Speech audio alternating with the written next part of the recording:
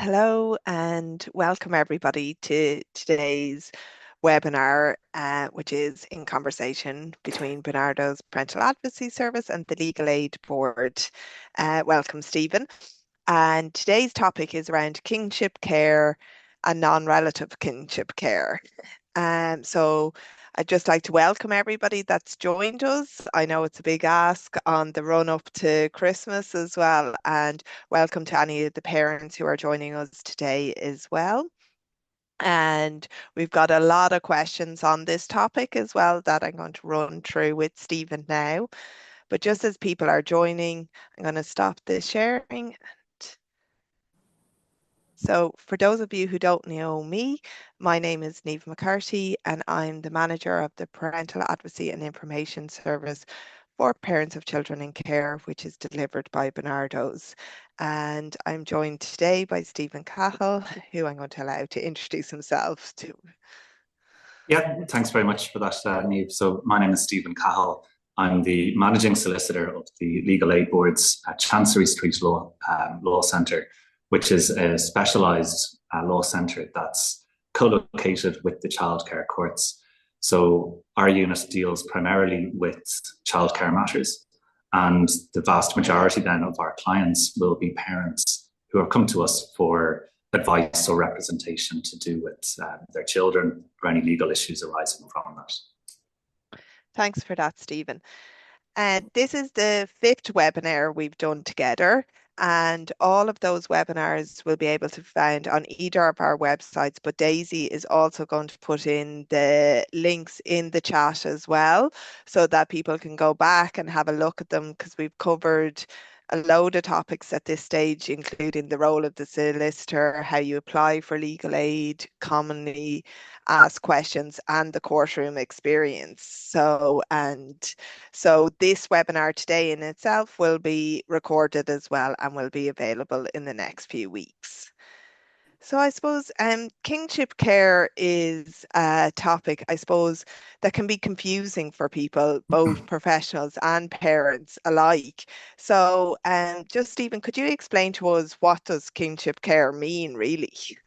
Yeah, sure. So it is quite a complex area, but at its core, I suppose, kinship care it's the name given to the situation where a child is being looked after by somebody other than their parent, and where that caregiver is either a family member, an extended family member, or it could just be a friend of the family. So literally their kin is giving care to the child.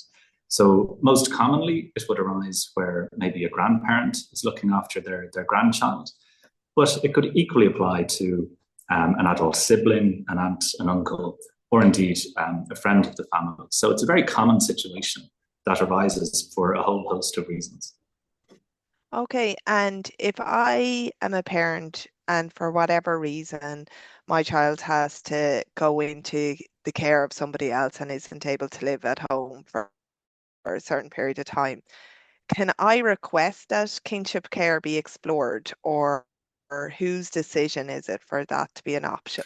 So I suppose it depends on what is the legal context. So if there are no court orders in place interfering with your custody rights as a parent, and the child isn't being received into the care of the Child and Family Agency, that's just a decision that any parent can make. So any parent can place their child in the care of whomever they wish, as long as that parent obviously deems them to be appropriate. So absent any court orders, it's an arrangement that you can enter into of your own free will. It's entirely your decision. So you don't need a third party to explore it for you. That is different, however, if the child or your child is being received into the care of the Child and Family Agency, because then in that instance, where your child is placed is sort of up to the Child and Family Agency. But in that instance, kind of two factors come into play. Firstly, there's an obligation on the Child and Family Agency to explore and to see, are there any potential relatives who could act as a foster care. But then also it's the child's rights as well come into place. So it's generally accepted if a child can't be looked after by a parent for whatever reason, that it's generally better that they can be maintained and kept within that extended family network. Okay. And if that's the option that's going to be explored and it's going to be a kinship care placement, for example, if it was my sister that was going to be looking after my children, would my sister then have to undergo a formal assessment, the same way a foster parent would have to do that, or is that different again? So again, it completely comes back to the legal context. So Okay. if there's no court orders in place, then it is the parent's decision, and you can just simply place the child with whomever you want. There's no place for the Child and Family Agency to conduct an assessment. There's no requirement for it. Now, there may be some Child and Family Agency involvement, and they may be supportive of it, or they may not be. But absent any orders, that's entirely the parent's decision. The situation is different, though, however, if there is a court order in place, so perhaps an interim care order, because then the child has to be placed with a foster carer. So even though this foster carer could be a family member, an aunt, a grandparent, whatever, you're right, they do still need then to be assessed by the Child and Family Agency. So the Child and Family Agency have the obligation, so the child is in their care. They have to be sure that the child is going to have their needs met. And they do that by conducting these fostering assessments. But I should say that there are certain situations where, say, a parent proposes a sister, another family member who they want to look after their child, but the Child and Family Agency aren't in agreement with that. That is something then that can ultimately fall to the district court. So you can look for the court's directions to override the decision of the Child and Family Agency if they Okay. don't place with whoever you wish. And would that be part of the interim care order hearings, Stephen, or would that be a separate application you bring to the court? So it would usually be a direction looked for alongside the interim care order, but it's a direction that could be sought at any point in time. So a child could already be in care in, say, general foster placement or in a residential unit. And if a parent then wishes to put forward an alternative placement and they can't get agreement from the Child and Family Agency, you can bring this application to court at any stage and ask for the court's direction to override the CFA's position. Okay, interesting. And then, so I presume if I have made arrangements for my child to be with a family member and there's no court orders, would I be right in saying that's a private family arrangement? And then in the event of if there was court orders in place, how is access affected by, how is my access with my child affected if they're in a kinship care arrangement? Sure. So any arrangement, so kinship care is just a term that's used. It's not something that has any legal consequence. Okay. You're right. So it's often termed a private family arrangement, where it literally is just that. It's an arrangement between you, the parent, your child, and another family member to look after your child. So that's the term given to that arrangement, a private family arrangement. In terms then of its impact on access, where it's this private family arrangement, your access will really just be whatever can be agreed and worked out between yourself and that caregiver. If access is not being provided to you or is at issue, you're unlikely to wish to continue with that arrangement. So you always have kind of recourse to just ending a private family arrangement if you're not satisfied with it. The situation is obviously different if a child is placed with a relative under a court order, so under an interim care order. In that instance, access then is ultimately up to the Child and Family Agency, or whatever a judge might have directed that access takes place, once a week, twice a week, whatever that is. So the situation with access is different, whether it's this private family arrangement or if the child is technically in the care of the Child and Family Agency. Okay. And in our experience, when children, even under ICOs or families where it's a relative foster placement or a kinship care placement, that sometimes the supervision of access is different from a non-relative foster placement where it's actually the the relative who supervises access, or access can happen in their own home and things like that. Is that something that you would experience or see a lot in?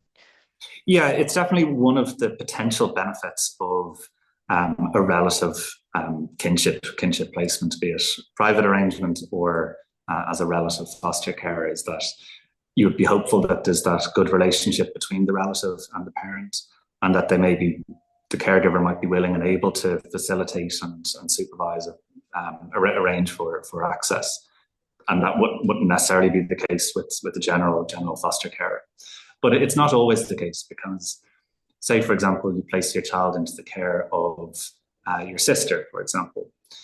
That then changes the nature of your relationship with your sister and the dynamics of your relationship with your sister. Because your sister now isn't just your sister. They have to act as the protective caregiver, and may also be quite aware of they need to act maybe in line with what the Child and Family Agency expect, which may be different from what you're looking for. So the foster carer can often find themselves kind of stuck between a rock and a hard place, with kind of split loyalties. They obviously want to be loyal to their family member, but their first duty may be to the child, for example. Yeah, so that would be very challenging, I imagine, for the foster carer. So we just talked about what one of the benefits were in terms of access, but what would the benefits and further challenges be that you could see? So the primary benefit is that the child gets to be maintained within their family, ideally. And I think it's generally accepted that that's the ideal situation for a child. If at all possible, they can be kept within their family of origin. Efforts should be undertaken to do that. But yeah, there certainly are challenges that come alongside with that as well, definitely. Yeah. And our parents often tell us about incidents where they've been asked to for their carer to apply for joint guardianship or full guardianship of the child. So is that a usual practice within a private family arrangement or within the court order pieces? So if there's a private family arrangement in being, it is usually encouraged that the caregiver would apply for guardianship, and that's simply to assist with kind of day-to-day matters. So it would enable the caregiver to sign certain consents, even things school tours, issuing a passport, things like that. But it's also to make sure there's someone available to sign a consent in the event of something more urgent. A medical consent is required. But there are certain criteria that you have to meet before you can apply for guardianship, even though you might have been looking after the child for a while and you're a relative. So it's not so straightforward. Okay. And what kind of criteria would they include, Stephen? So the first and primary criteria is that you've been providing day-to-day care for a period of 12 months. And even that can become an issue, because sometimes the Child and Family Agency, for example, might have concerns about that going on for that length of time without you being a guardian. So it's kind of chicken and egg. So the Child and Family Agency want you to continue and would like you to be able to sign consents, but know that you can't. And on that basis, they may not support that private arrangement continuing. Okay, very interesting. And if I'm a parent, because I think it's very scary for parents when you think about their guardianship rights, and if I was agreeing to joint guardianship, does that affect my rights then as a parent, or will I still be informed of even the day-to-day pieces of my child's life? Yes, so an application being made to appoint an alternative person as a guardian as well doesn't impact your rights as a guardian if you're already a guardian. So a mother, for example, is automatically a guardian of their child in Ireland. A father can be automatically a guardian if they meet certain criteria. So if that father was married to the mother or has lived with the mother for 12 months and with the child for 3 months, you then are automatically a guardian.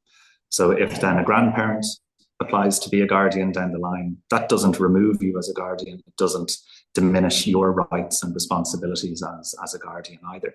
It just kind of elevates the applicant, so the grandmother, whoever wants to become the guardian as well.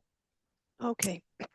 And we just were talking there about the length of time you can before you can apply for guardianship, and that is there a maximum amount of time a child can be placed in a kinship care arrangement, or is that No, so there's no limits to it. So again, assuming there's no court orders in place and the child's not in care, again, so that private family arrangement can simply go on for as long as a parent agrees to it. So that could be right up until the child reaches 18. And similarly, if a child then is in relative foster care, so is in the care of the Child and Family Agency, that then continues for as long as the child is in care and as long as the agency or the court are satisfied to maintain that placement. And again, that could be right up until the child reaches 18. Great. And are there things like children's allowance and any payments associated with your child, does that automatically transfer to the kinship carer then? Yeah, I think the child benefit can be a little bit complex, I think. But certainly certain social welfare payments do become eligible to the caregiver. So there's a guardianship payment.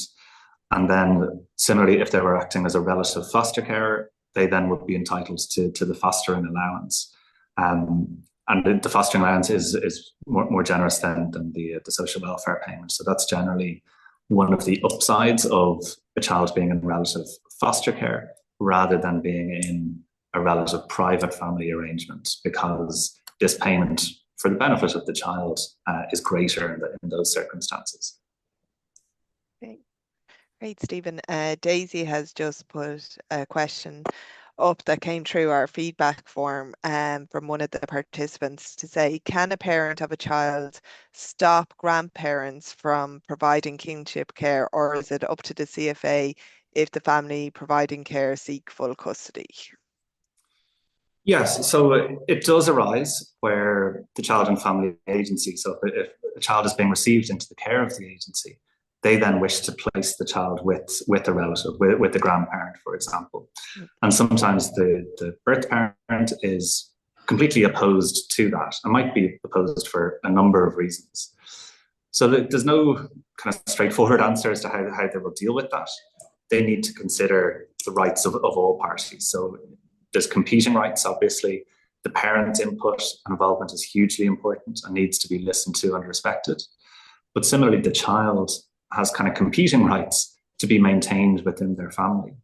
So ultimately, it'll be a welfare-driven decision and what might ultimately be in the best interest of the child, whether it is to go ahead with the kinship placement despite the parent's objections, or is it to say, actually, even though we have a relative, because the parents are so against it, it would actually be better for the family and the child to be placed in general foster care. So these situations do arise. And again, if agreement can't be reached on it, then ultimately it would be a matter for the court that you could look for directions that your child is not placed with persons with whom you don't want your child placed with. Okay. And would that be then a private family matter or through the courts? I should have clarified. So if there's no court orders in place and it's a proposed private family arrangement, there's nothing to compel you as the parent to actually go through with it. You can just say, no, I don't agree with that proposal and I won't do it. And you then force the maybe Child and Family Agency to look for orders, and you can oppose it at that point in time. Or similarly, if the Child and Family Agency are looking for orders anyway, then you can oppose it at that point as well. Okay.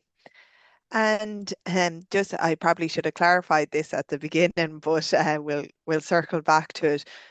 I think you've already explained it, but the term non-relative kinship carer, that would include like somebody the parent has identified, but would be somebody who has a strong relationship in a child's life as well?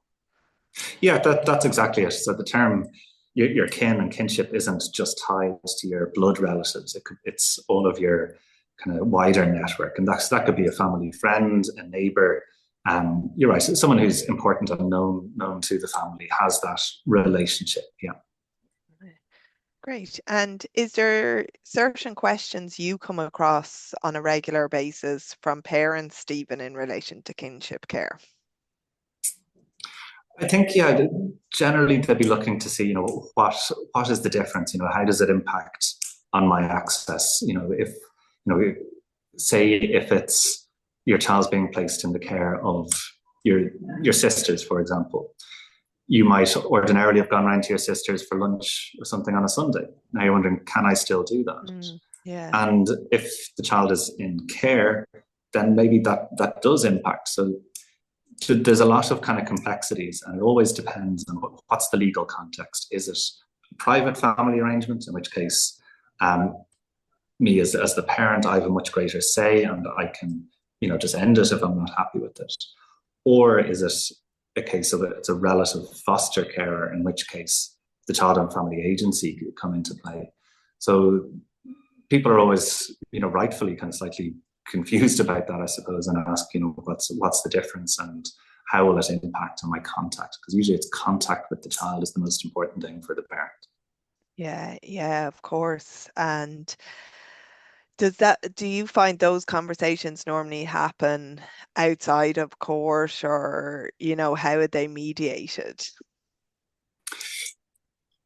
Yeah, typically they are arising once we kind of get to court, and it's a pity because we've always tried to stress, that early advices, early interventions lead to better outcomes.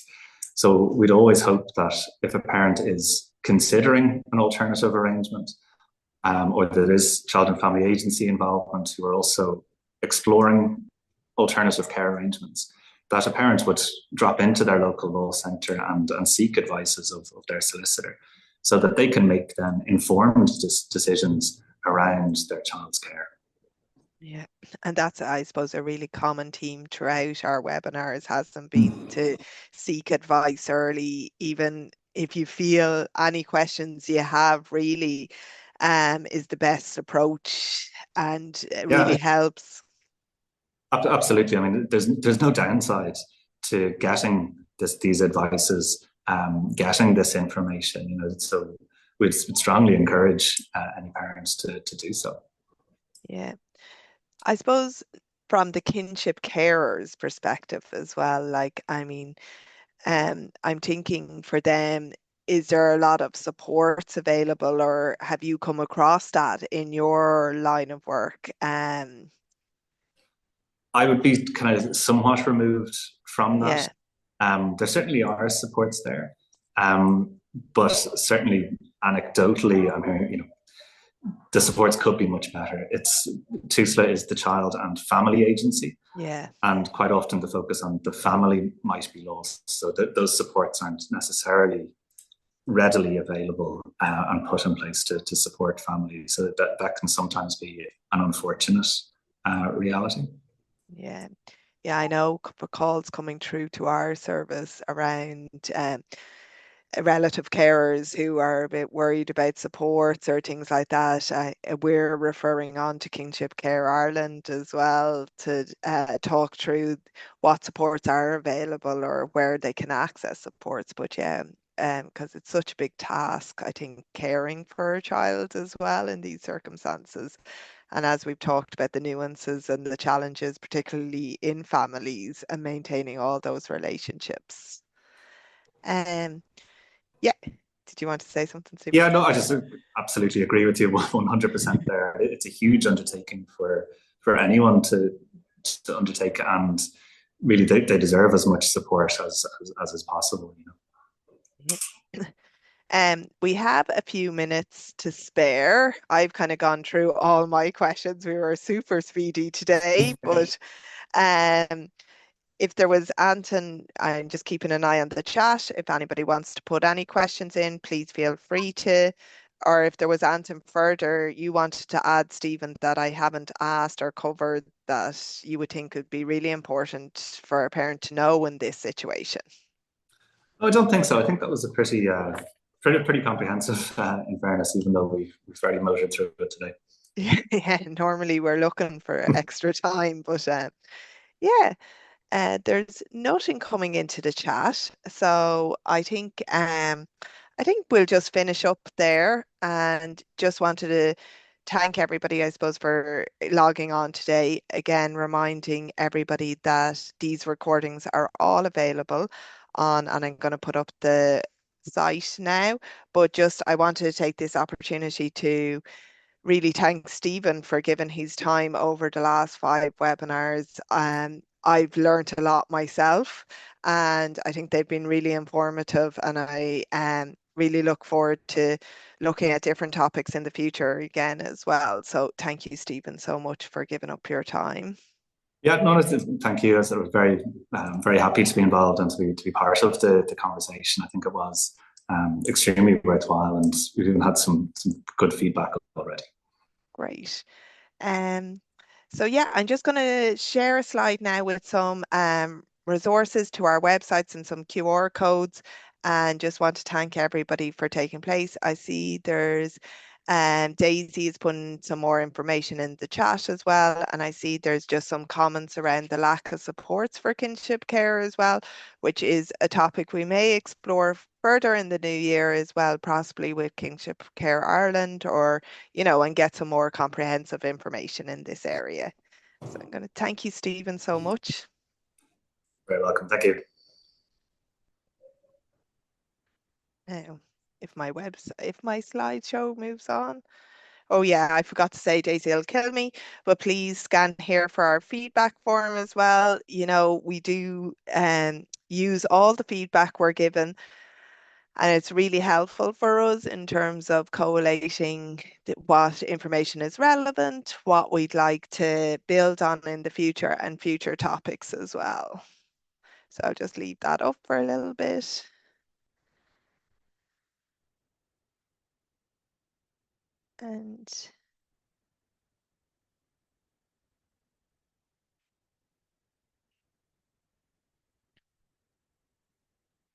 And then, as you see, we've also put up a QR code today for Kinship Care, for their website as well, for people to access further supports and resources, and I suppose knowledge as well and information. Throughout the webinars, you would have heard Stephen referring to getting advice from your local law centre as well, and we've put up our free phone numbers for our service there, and the number to get legal advice as well, and both email addresses as well, if that's an easier way to reach out.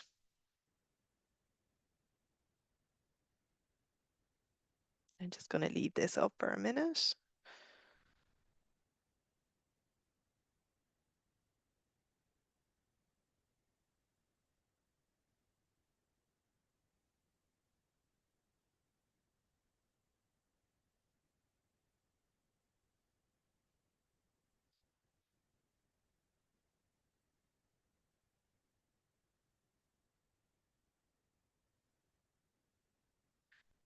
Okay, I'm going to stop sharing now. And like I say, if anybody would have any further comments or any webinar topics they'd like to for the future, that please don't hesitate to reach out to us, any one of us on our team, through the email address or the free phone number. Thank you so much to everybody for attending today, and I suppose I want to do a special thank you to all the parents who gave us, I suppose, shared their experiences with us and gave us questions that they would like addressed at this webinar series. And we really respect and value that such a vulnerable time to share those experiences with us. And it just makes these series just way more meaningful and worthwhile to know the right questions to ask. So thank you, everybody. And I'm just going to end the webinar now.